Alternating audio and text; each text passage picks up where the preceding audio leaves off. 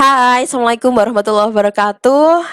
Ini materi lanjutan dari Calculus for Function of n Variables mengenai second order partial derivative dan the first order total differential dari bukunya Hoy, chapter 11, section 11.2 sampai 3.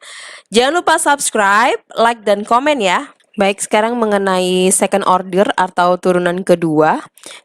Contoh saja ya, sebenarnya ini turunan kedua saya rasa sudah sangat familiar Anda. Misalnya di sini ada fungsi x1, x2, x3, kemudian dia x1 pangkat alfa, x2 pangkat beta kali x3 pangkat gamma, maka turunan pertamanya atau first ordernya seperti ini. Ya kan? Jadi misalnya ini terhadap terhadap X1, maka ini alfa X1 pangkat alfa minus 1 yang lain tetap. Kemudian nanti kita turunkan jadi F11 itu artinya ini diturunkan terhadap X1 sendiri juga akan seperti ini dan seterusnya. Nah, Hessian matrix itu merupakan matriks yang terdiri dari second order matrix kayak gitu. Contoh misalnya yang paling sederhana itu tadi terlalu banyak. Misalnya fungsi X1, X2, X itu adalah X1 kuadrat X2, kemudian F1-nya, turunan pertama terhadap X1-nya adalah 2X1 X2, kemudian turunan pertama terhadap X2 itu adalah X1 kuadrat atau F2 gitu. Nah, kemudian kita bisa mencari F11 yaitu turunan dari persamaan ini terhadap X1. Kemudian F12 berarti ya ini terhadap X2 kayak gitu. Nah, dan seterusnya. Maka ini adalah matriks Hessian matrix untuk turunan pertamanya F1 sama F2, ini Hessian matrix untuk turunan keduanya, maka sama dengan 2x2 dan seterusnya kayak gitu. Oke, nah selanjutnya di sini mengenai implicit differentiation. Jadi sebenarnya implicit differentiation ini memudahkan kita. Misalnya contohnya di sini ya, fungsi xy itu adalah x kuadrat plus y kuadrat min 25 sama dengan 0. Nah, ini kalau disederhanakan kan y sama dengan akar 25 min x kuadrat sama dengan 25 min x kuadrat pangkat setengah. Kalau dicari turunannya sama dengan ini. Kalau digambar, jika x sama dengan 0, maka y itu ketemunya plus minus 5.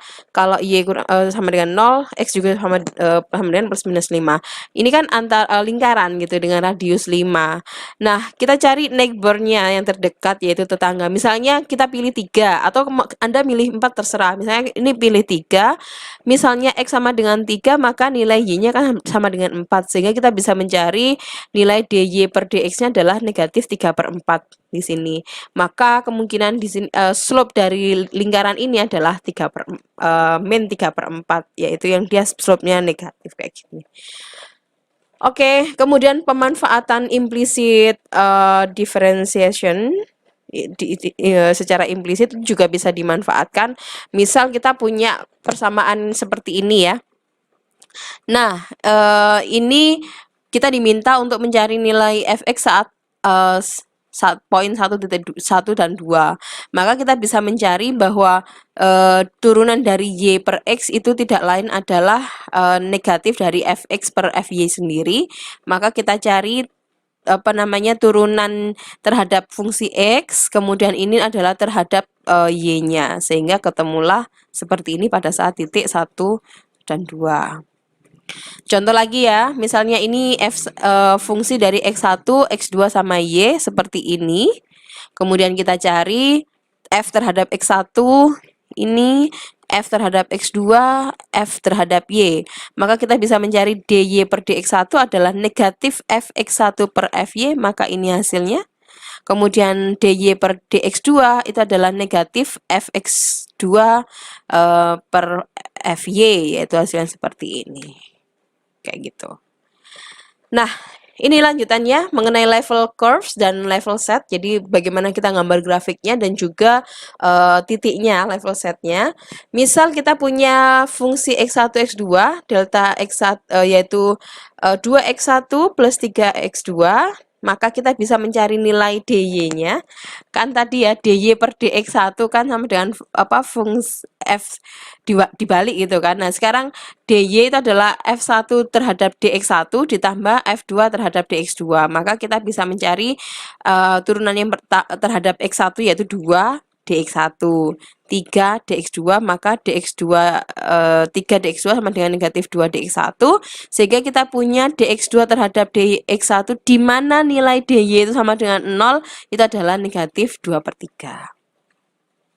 Contoh lagi, misalnya ini persamaan x1 kuadrat, x2, maka f1 dx1, f2 dx2-nya seperti ini, sehingga kita punya dx2 per dx1 hasilnya min 2x2 per x1. Fungsinya apa sih? Untuk mencari fungsi implisit tadi, itu kita bisa mencari MRTS di production function dalam kurva yang sifatnya isokuan. Misal di situ apa namanya diketahui persamaannya adalah x1 pangkat sepertiga kali x2 pangkat setengah, seperti yang sebelumnya kita cari f1 dx1 kemudian f2 dx2-nya. Dari persamaan ini ketemu seperti ini, maka kita bisa mencari dx2 per dx1 saat d sama dengan 0, bla bla bla, ketemulah negatif 2x2 per 3x1. Nah, ini MRTS-nya. MRTS itu kan secara teorinya adalah negatif dx2 per dx1 ya, tinggal kita hapus nilai negatifnya aja gitu. Nah, di dalam perhitungan yang di atas ini sebenarnya negatif ini menunjukkan slope yang sifatnya downward sloping kan, MRTS berslope negatif. Sementara kalau kita confirm diturunkan kedua di second ordernya, ternyata ini nilainya positif. Kalau positif itu berarti strictly convex to the origin. Selain MRTS juga bisa digunakan untuk mencari MRS di indifferent curve ya. Misalnya kurva utilitasnya x1 kuadrat x2, maka kita bisa mencari U1 sama U2-nya. Maka MRS-nya adalah negatif dx2 per dx1, saat du sama dengan 0, maka ketemulah 2x2 x1. Jadi x2-nya 2 kali dan x1-nya 1 kali. Oke, demikian materinya. Jangan lupa belajar dan semangat selalu. Jangan lupa share ke teman-teman kalian dan subscribe channel ini. Bye. Assalamualaikum warahmatullahi wabarakatuh.